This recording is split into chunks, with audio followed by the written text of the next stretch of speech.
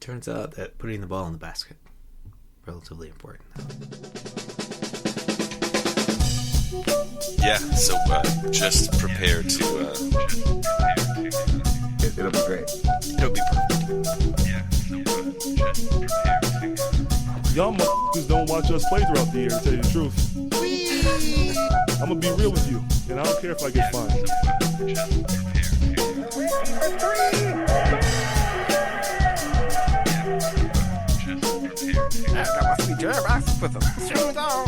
That train is off the track. I feel like you can't just like jump through Neptune and be okay. Just prepare to... What the show needs is more dogs and bears and chickens and stuff. Yeah, so just prepare to be awash in unbeatable goodness. Welcome, Pacers fans. You're listening to the Undebeatables, your semi-weekly Pacers podcast. This is episode 794, coming to you from the high school home of Jamison Brewer. I'm the doctor, Jason Triplett. This show, we're discussing a 2-3 stretch for the Pacers, including games against Denver, Chicago, Sacramento, Philadelphia, and Washington. That, plus we'll recap some NBA Cup action, and I'm sure we'll get into some other nonsense. Joining me this week is one of our analysts. Coast to coast, or up and down the East Coast, like buttered toast. From Asheville, North Carolina, he's our in-house bartender, mixing up the drinks and the crappy jingles. It's John Colson.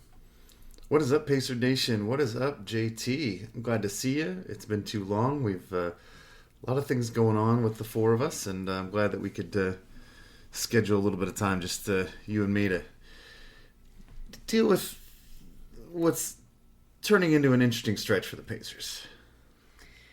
Yeah.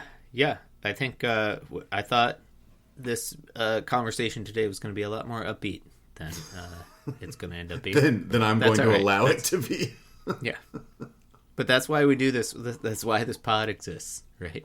This is the purpose for this pod. All right, before we start the show, just want to remind listeners they can support the longest-running Pacers podcast by heading over to patreon.com/undebeatables to support our show for as little as $1 a month. And shout out, happy Hanukkah to those who are celebrating. It's the first night tonight. Hopefully it is the Festival of Lights treats you well this year. Yeah, may your oil last for 12 days, All right? 8 days. 8 days. Okay. 12 days, wow. Hey, you know what? I hope your oil lasts as long as you need it to. It's a bonus miracle. That's right. We need it this year. Boy, Yeah, no doubt. 2025. Get out of here. All right.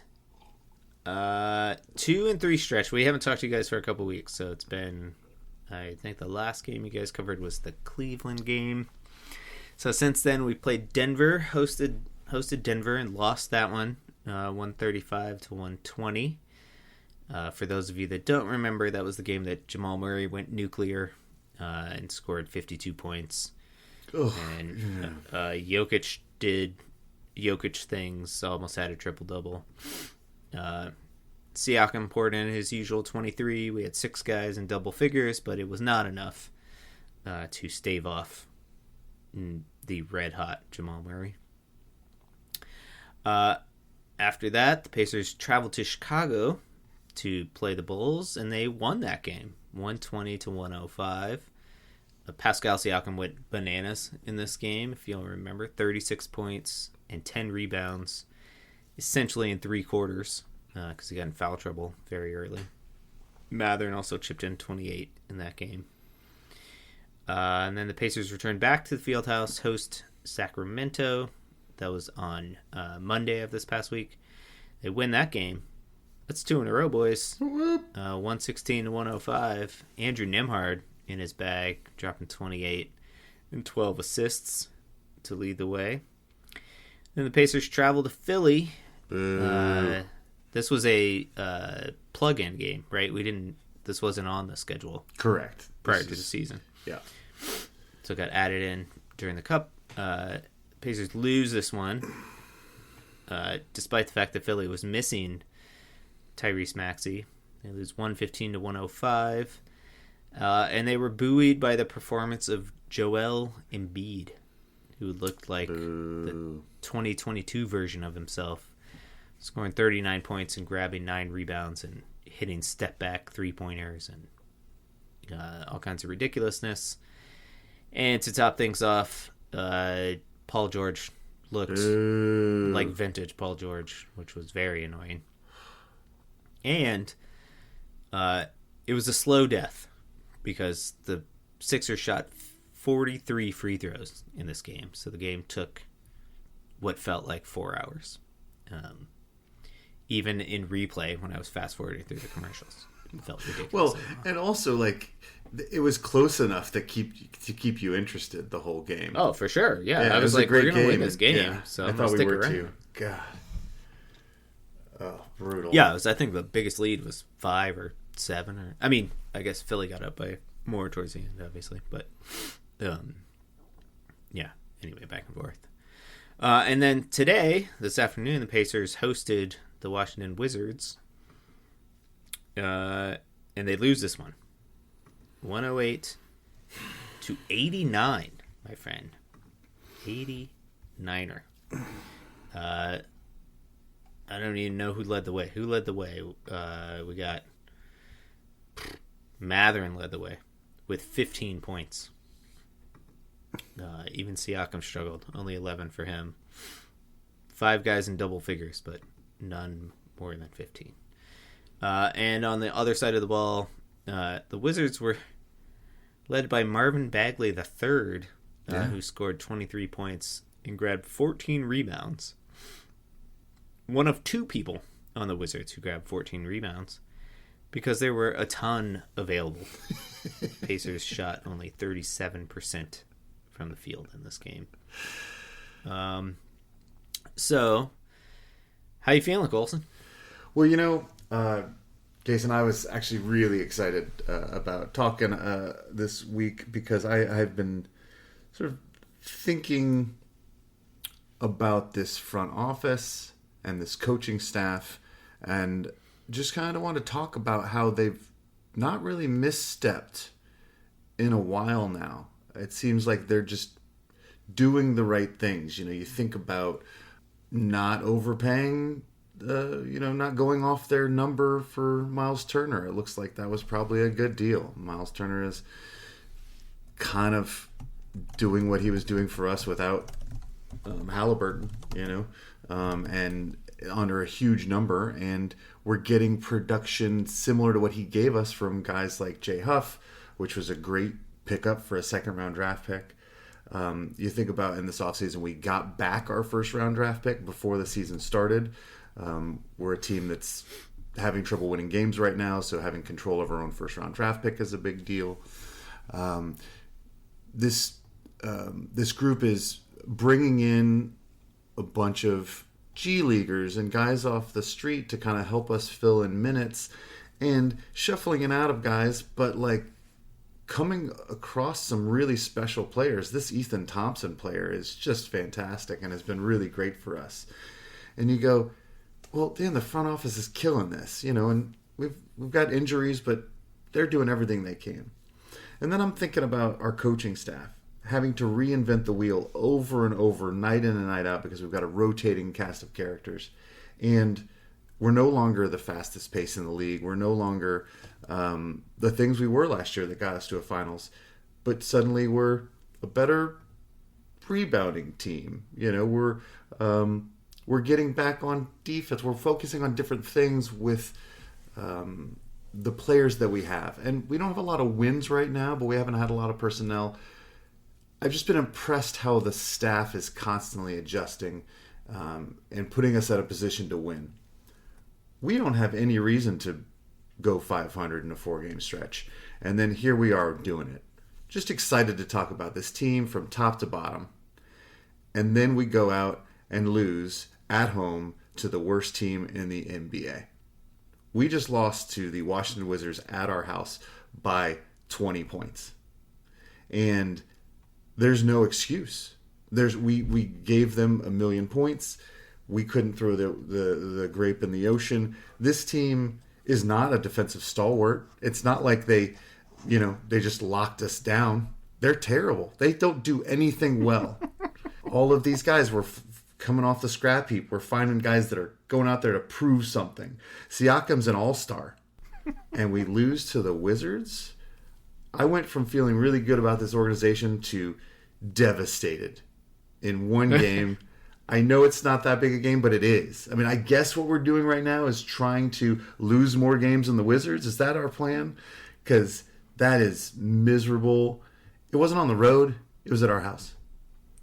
Yeah, it wasn't the second night of a back-to-back. It wasn't... It was nothing. I mean, it's a bad loss. I mean, to be fair to the guys, I did not see the game, so I don't have any thoughts on sort of the actual gameplay. I mean, we are the worst shooting team in the league, like by a full percentage point. Okay. And we're more than a quarter of the way through the season now, right? So okay. You gotta make baskets, it turns out, to win basketball games. 37% is that's not from 3-point range. That is from the field. Yeah. We were 26% from 3-point range. Yeah, and I mean it's a situation where if Siakam's not cooking, so we have three guys. We have three professional basketball players on this team. We have Siakam, who, as you mentioned, is in the conversation for All-Star. Mathurin and Nembhard, right? Those are three legit rotation NBA guys. There's also McConnell sitting around. He'll give you whatever he gives you every night, and then you're adding guys. That's about it as far as proven rotation guys in the NBA. So we got to have at least two of those three starters scoring 25 to 30 points, right? Like every night. Yeah. You kind of need two of them to do that. Exactly. Yeah, that's what I'm saying. You need two of them. Yeah. And then a few guys giving you 10 to 15. For sure. Yeah. And so when you run into a situation like tonight where you get, or to this afternoon, whatever it was, where none of those guys are shooting well. Pascal, only took 12 shots. Mathurin, got himself to the line a lot, but didn't shoot well from the floor. I think he's re-injured that toe, I'm afraid. Yeah. That's not official reporting, but that's just observation. He did not put up that many shots in that Philly game. He was a little bit passive. Yeah, I thought he was very passive in that game. I agree. And I thought it was due to injury because that's the only reason that dude would ever be passive. So, I mean, unless they had a big sit down with him and said, "Hey, look, we don't like you gumming up our amazing offense," and so he was pouting. I just don't see that though. We're begging for points. Well, so we can dive into that Philly game because I did watch that one, wire to wire, and that was a very frustrating game. As I mentioned in the intro, Philly went to the line 43 times in that game. Basically, we couldn't breathe on Embiid without getting a whistle. And I mean, he was, give him credit, he's good at drawing fouls and all that good stuff. And we certainly fouled. I thought they were playing some of the most physical defense I've seen in the league this year. Okay. In that game, I thought Paul George took it as a personal challenge to shut down Mathurin. He was in his grill. He's got a size advantage. He's got a length advantage. He looked so good in that game. It was so annoying. The foul and free throw disparity was disgusting based on the way I was watching the game. I mean, there were plays down the stretch when Siakam's just literally getting shoved from the side and no whistle. And I mean, Siakam ended up getting a technical foul. Well, and so did Coach. And that's a dude that never gets a technical foul. Yeah. Like Carlisle's was, I expected it at that point. I think it was, I forget, Nembhard took a bump and, they didn't call the foul. So he just he hit. That was the straw that had broken the camel's back for Carlisle. But then Siakam, who's normally a very measured player when it comes to the referees. If he's getting technical fouls, like, something's wrong, I think. That's not to say that we would have won the game had they called it evenly. I'm just saying it didn't feel like a fair shot. So all of this is to say, let me give you the silver lining. Let's not overreact to this Wizards game at this point. I think that's fair, even though I want and to. Let's look in the toto, right? And so that Philly game is I feel like that's a game that could have gone either way. It was a winnable game, and we were within 2 or 3 before we got those technicals. Like on some level, we lost this to the refs or to the line right down the stretch. We gave them a couple of free points, and we didn't get some calls. It was a very close game until the last half of the fourth quarter.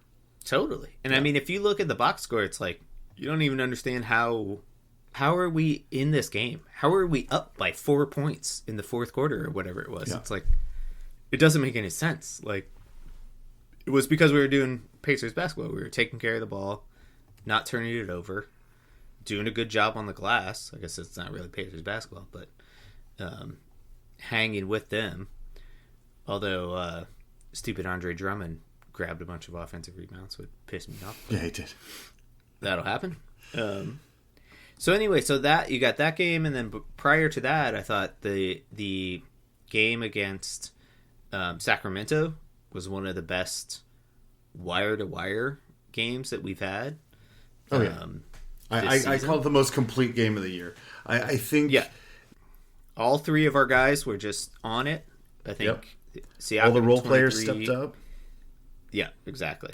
And it was one of those situations where it was a professional win because we had a lead, and then every time they made a run, we hit a timely basket and put them back down. Like, we just were in control of that game from wire to wire. And they made a push in the third, and we just here's a basket, here's us in control. I was just really impressed. Now Sacramento's a trash team as well, sure. But I was proud of that game, and I thought, especially coming off that Chicago game, I'm going, all right, we've played 500 basketball literally from the Washington, Chicago, Cleveland, Denver, Chicago, Sacramento. Now, granted, we lost those 2 middle games to very good teams, but you're 4-2 in a 6-game stretch, and I'm going, this feels right. This makes sense. We've turned yet another corner. Yeah. No, that Chicago game was one of my favorites of the year. Mostly because it was just Siakam.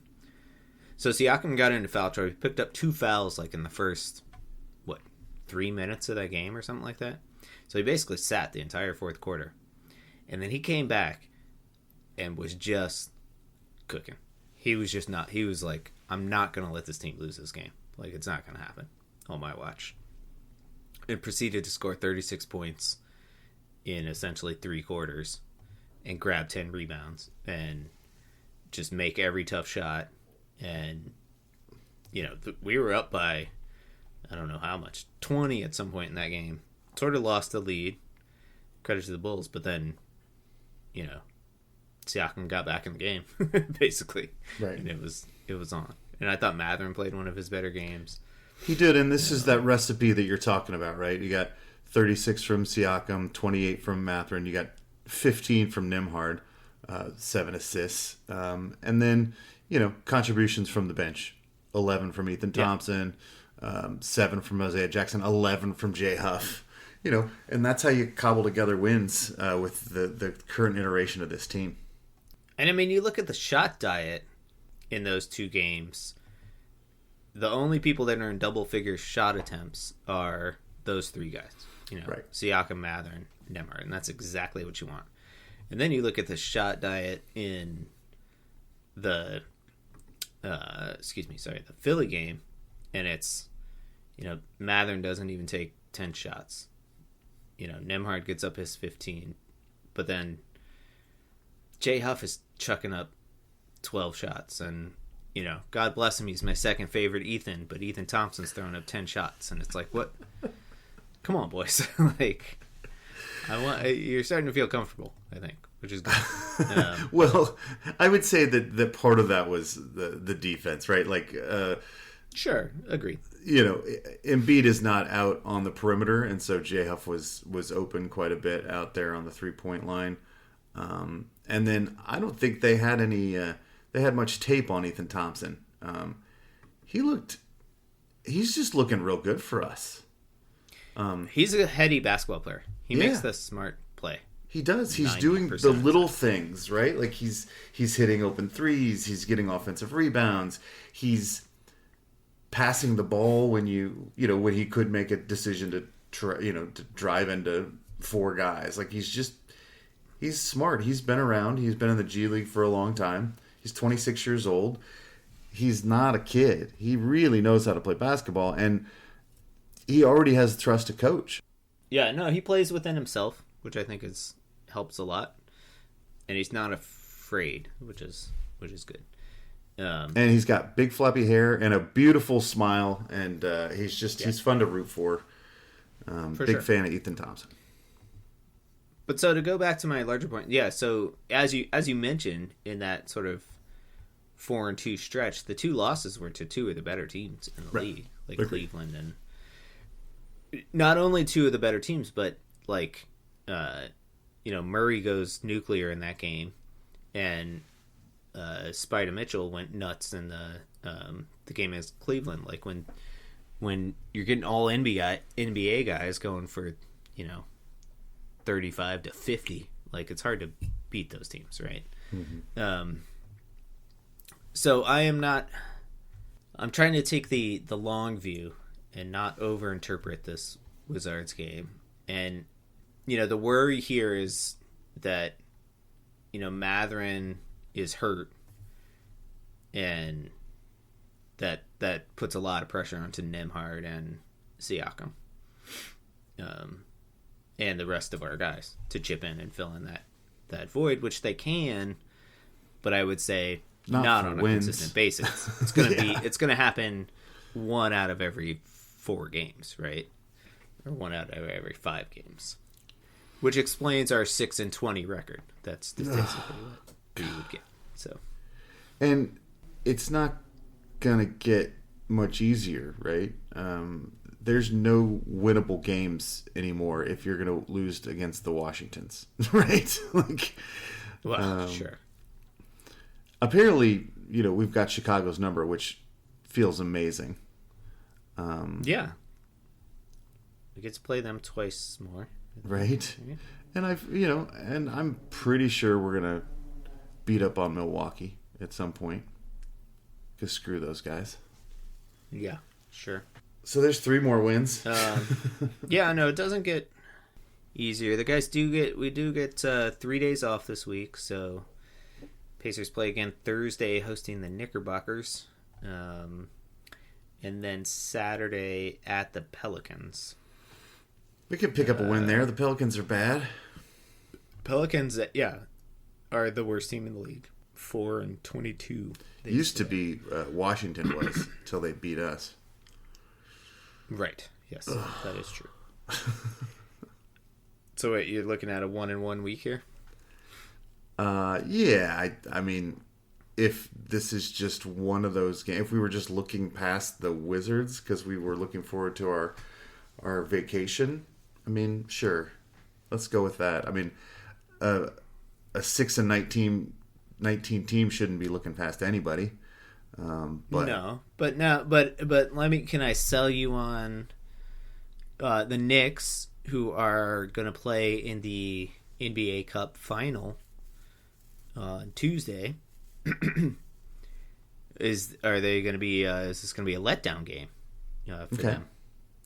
So they're gonna get waxed by the Spurs, or they win, riding the high. Okay, not focused on their next opponent. Okay, so we steal one against New York and then drop one in New Orleans. No. I'm saying 2-0 week. That's okay. What I'm saying. Okay. We ride that momentum into Boston, and then we're definitely beating Milwaukee. Screw those guys. Giant killers. Yeah. And then we're at home on the Christmas Eve the 23rd, and the day after Christmas. So we're going to be on our own beds for the holidays. We don't have to worry about travel.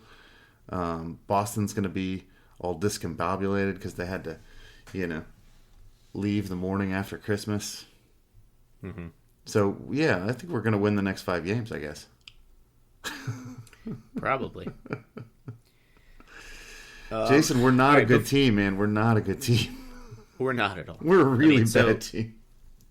Yeah, so roster-wise, there's been some more shuffling. So we signed Gary Bird to a legit contract, right? Yeah. So he's right? signed to an actual. He's no longer on a 10-day. He's signed for the year. And then, but it's probably a non-guaranteed deal or something. Probably not. Yeah. Okay. And then we released Jeremiah Robinson Earl, which I was surprised by. I thought he'd earned I was kind of surprised by it too. Coach's trust. But yeah, hope enjoy the swag, Jeremiah. And I enjoyed our cup of coffee. Right? No, I was glad he was here. Garrison Matthews is getting quite a bit of minutes. I guess a 7th guy off the bench right now. Yeah. I mean, we just have no guard depth, though, so. Right. He can't start over Ethan Thompson, that's for sure. You can't do that. That is true. Nobody can. Shout out Ethan Thompson. What a find. That guy's great. But I think that Jay Huff and Isaiah Jackson have kind of settled into a nice 1-2 punch there at center. We just don't have guard or wing depth at all. So that kind of hurts. Missing Neesmith and Obi Toppin quite a bit. For sure. And it does not help that Jarris Walker is like... What's going on with Jarris Walker? Can we have a Jarris Walker talk? Yeah, I feel like he's just inconsistent. Because I feel like sometimes he's great. I feel like he's, over the last 2 weeks, he makes 1 to 2 brilliant plays. Mm-hmm. Like a pass that nobody else would have seen that he makes. But then he makes 6 to 7 decisions that just make you pull your hair out. You're like, what are you doing? Like, I don't... Yeah. He'll just dribble into traffic and then jump up and turn it around and just flip it backwards right to the other team. It's like, what's going on here, man? What was your plan? Yeah, I'd say he has too many turnovers a game, but you're right. Some of these aren't like listed as turnovers. They're listed as missed shots because he's made a poor decision. Sure, yeah. I would have expected a little bit more growth out of him. I haven't given up on him. I think he's a wonderful talent, but maybe I should just think of him as a rookie, that he's just a rookie this year. The game's moving fast. He has no idea what's going on. He's Bambi on the ice on the pond. But the problem is that he's not a rookie. Well, but I mean, minutes wise, like has he? Okay, I mean, I feel like we've given him some minutes, but you're right. I mean, right now he's getting, but not consistently. No, sure, you're sure. I mean, right now he's averaging 20 minutes a game over the last 5 games, something like that.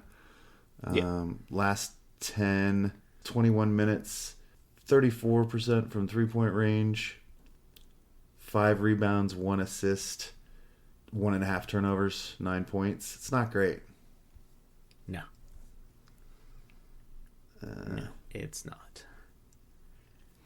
Well, darn it. I mean, I really thought, part of my plan for us to win a bunch of games was Walker and Shepard to make leaps, and both have kind of struggled this year. Yeah, I think kind of struggled is a understatement. That's maybe the kindest way you can. That's right. And Isaiah Jackson is not, I don't think, fully healthy, or at least not back to his explosive self. We've had a bunch of injuries. I did not see 6 and 20 coming our way. I would say of those guys, though, Isaiah Jackson's been the most impactful. Of all those guys? Sure. Yeah. And T.J. McConnell is having yet a wonderful season coming off the bench.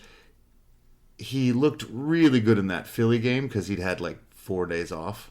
I think he's starting to get to the age where 4 days off is going to make him real spry.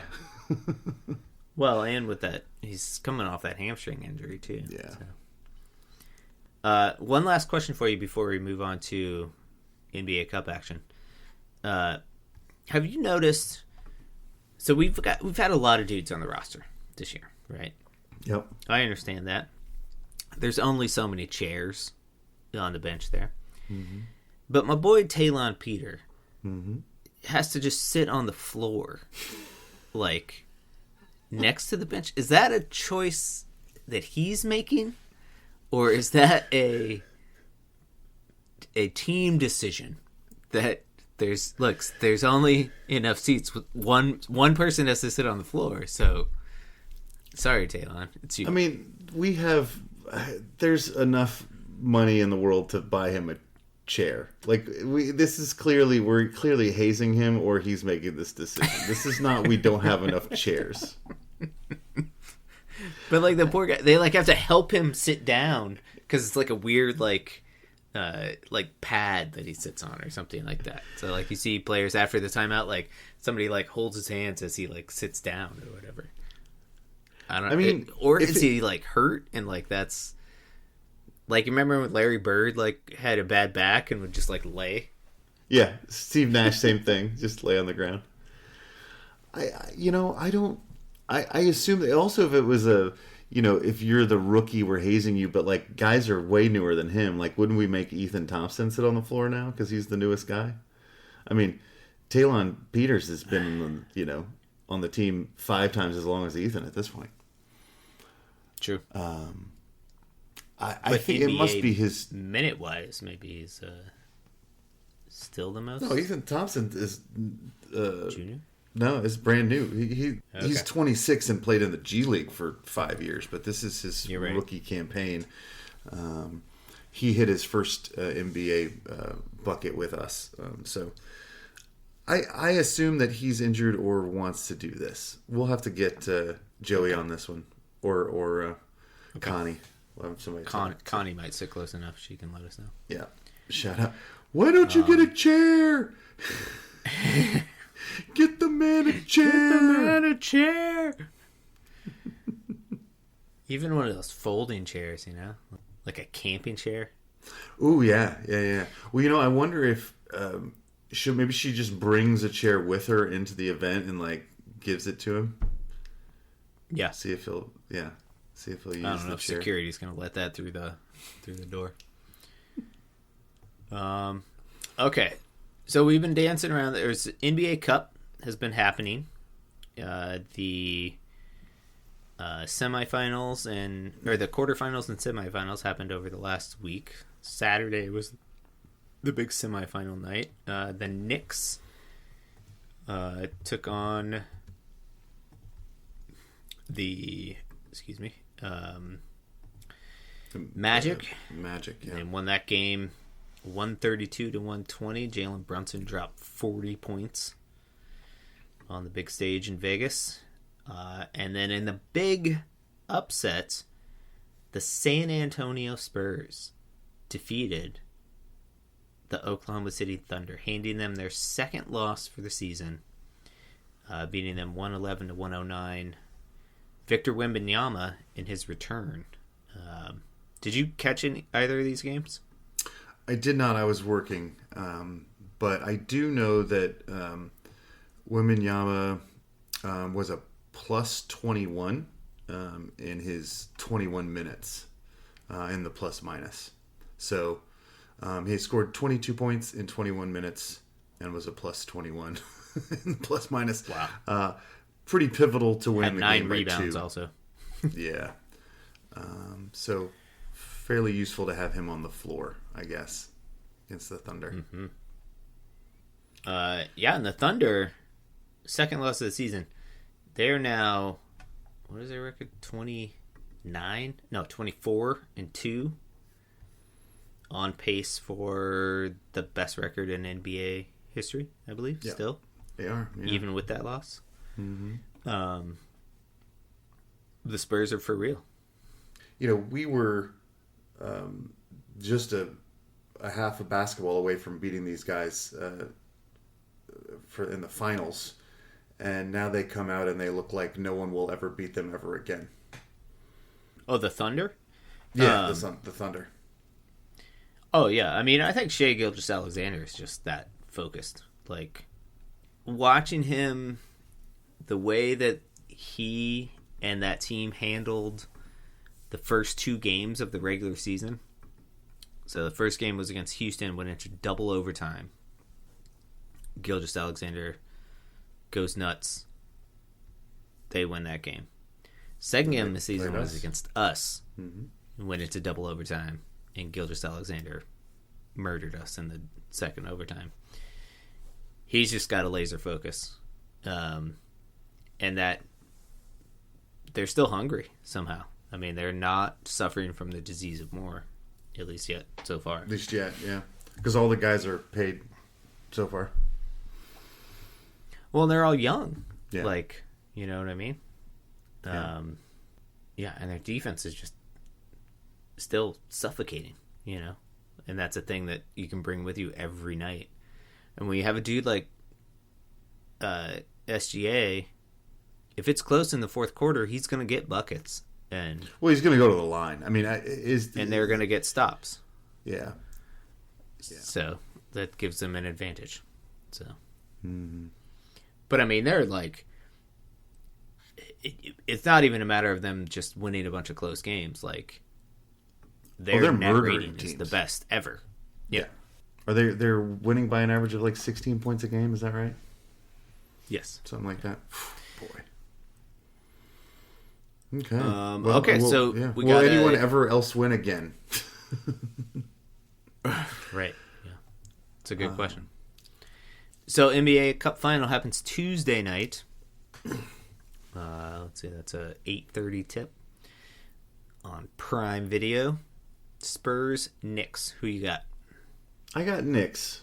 I think Brunson is just going to killer instinct, eye of the prize, just go nuts. I think he's going to have another 40 points. He's just going to refuse to lose. And as exciting as the Spurs are, and as young and as hungry as they are, and as an alien is as Wembanyama is, I just think that there's a veteranness on the Knicks team.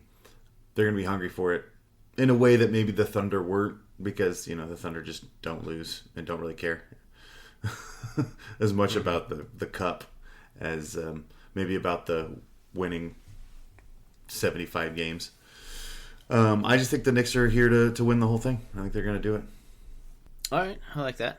I'll pick the Spurs. I mean, Wembanyama is just so difficult to deal with. He'll probably still be on a minutes restriction, I would imagine. So that helps the Knicks case out. But I like all these other dudes on the Spurs. Castle. Like, I love Dylan Harper. Yeah. The way that Harper attacks the basket is just... And I thought that when we played him in the preseason, that like he just looked NBA ready. He's fast. How did they get him? He was a draft pick. I know, but I'm just saying they're just so. Of course they. Well, because Wembanyama got a blood clot last year, so right. They were in the lottery. And then De'Aaron Fox, professional basketball player. Harrison Barnes, professional basketball player. Luke Cornett, professional basketball player. Yeah, and then you got Castle and Vassell. Good defenders, all over the place. Keldon Johnson, they're just good. Yeah. So they're going to be good for a long time, as long as they stay healthy and together. Well, as long as Victor Wembanyama is yep. superhuman. So I think I'm picking the Knicks not only in this, but I think they're going to the team to come out of the East. Okay. And get murdered by the Thunder. Like, it'll be a sweep. It's just I think the Thunder are playing a different level of basketball than anyone in the East right now. Maybe anybody in the NBA, but at least Maybe anybody in the NBA. I mean, Yeah. the only team in the NBA that I think just chess match wise in a 7-game series can go toe to toe with them is the Nuggets. I think the Nuggets, from the brilliance of Jokic and their experience. That's right. Houston's real good though, and maybe that's it. Maybe that's my whole list. They are, but Yeah, they're not. What was the stat I heard? Okay, the Rockets. I think this is correct. Their offensive rebounding rate is 40%. What? So they rebound 40% of their own misses. Okay, that's incredible. That's insane. So their best offense. I mean, their offense is just getting offensive rebounds. Yeah, just put the ball up and we'll go get the board. Yeah. So, I feel like OKC can figure that out. I don't know. Fair enough. Or maybe they can't, but they can't get the rebound, so it doesn't matter if they figure it out or not. Maybe. I don't know. All right. You got anything else? I don't think so. Is Chris Paul's career over? Does he end up re-signing with anybody before the end of the season, or is he just done, unceremoniously cut by the Clippers, and just ends his career mid-season? Or does he come back and It's a very good question. retire with somebody? I mean, you'd think he was going to go out as a Clipper, right? Because that was his longest and most impressive stretch as a professional, and now he can't go back there. So I don't know. Right. I know he's a difficult personality, and I'm sure the Clippers were not having a good time with him chirping at them while they lose all their games. But it's a pretty rough end to what was a magnificent career from CP3. So, Well, and you knew what you were getting into in that situation. yeah, that's Like, true. he's worked for you before. You know what Chris Paul is. Like, I think they thought they were I don't going to be understand how winning that's a games, surprising though. thing. I think they thought they were going to Yeah, be but winning he was still going to games. be cantankerous and a Right. pain in the ass. Still going to be a pain Like, in the ass. Yeah. That's what he does. Yeah. Do I see him being signed? I mean, the way injuries are going in the NBA this year, sure. Somebody will sign him. Do you want to pick him up? You want some Chris Paul? No, not at all. He was playing horribly. That was the other thing. He was no good. What about All right. Celtics are 15-10 somehow, even though they don't have Tatum? So Yeah, I don't understand that. I think that's who I thought we were going to be. I just thought, if all we had was just Halliburton out, I think we are a 15-10 team, but we've had way more than just Halliburton out. So instead, we're 6-20. God. Maybe we'll get a good draft pick. Got to keep our fingers crossed. Whatever. We're 4.5 games out of the 10 spot. Hope is still alive. Don't give up yet. But maybe start watching some tape on this year's draft class. Also, I am absolutely loving that the Bucks are terrible and that Giannis might be getting traded. I'm loving this. It's making me real happy. Yes. Especially after they beat us on that stupid Giannis turnaround. Brutal. Right? All right. Well, until next week, I think we're just going to do one show this week, and then we'll talk to you guys, catch up with everybody next week. Thank you for listening. You can find us on Twitter. We're at Undebeatables. We are on Facebook.com/TheUndebeatables. You can email us, shout out at theundebeatables.com. And we have a website with a contact form, theundebeatables.com. And while you're there, swing over to the merch tab. Grab yourself a medium t-shirt. For the architect, Donnie Walsh, and the Pacers' first couple, Nancy and Bobby Sick-Leonard. Turn out the lights, the party is over.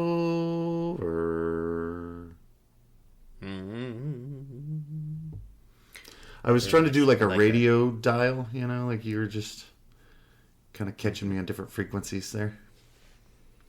Just driving through the mountains. That's right. That's right. Get you around the bend. People don't have But that the anymore. Bucks Now it's lost all digital. The Bucks lost to the Nets tonight, 127-82. That's awesome. The Nets are not good. That's a 45-point loss to a horrible team. Wowza. Yeah. Oh, and the Pellies won a game. Whoa. I don't wish any bad on Miles Turner. He definitely felt disrespected and chased the money. He did go to our biggest rival, which is annoying. But the man's still on my top 25. I don't wish him harm. But he is on a team that I absolutely hate. So if he has to suffer through this, it's just the nature of it, I think. He's not good enough to be their second best player. He was never good enough to be our second best player. No. He was never. He is a wonderful fit on our team, but I'm not sure he's more than that. No, he's a great complimentary player. Yeah. Yes. But he is no second banana. That's for sure. No. Jason, I would like you to thank you. I was prisoner of the moment. I was ready to burn the whole thing down because we lost to the Wizards, but now I feel a little bit better. I assume we'll win a couple more games this season. Yeah. You talk me off the ledge. I mean, I could be wrong, so that's what I'm here for. So. Appreciate that. I'll send you my bill. Oh, are you charging now? Just kidding. After 40, how long have we been friends? Was it 40 years? No, you were what, 8? Almost 8? 40 years. Yeah. Second grade, so I would have been 7 going on 8. 7 or 8. I think, yeah. Finally, you started That's being a like, long maybe time. I could make some money off this. Hey, in this economy, That's right. That's true. We all gotta do what we can. Yeah. Ooh.